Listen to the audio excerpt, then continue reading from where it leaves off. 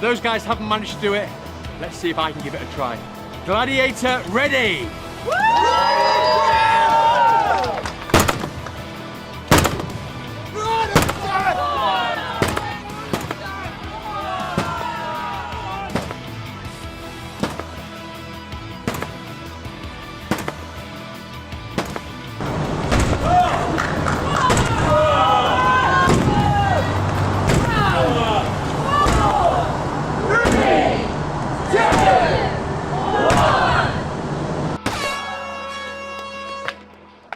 Nine minutes of impact, 3 big lads, and we've barely managed to crack it.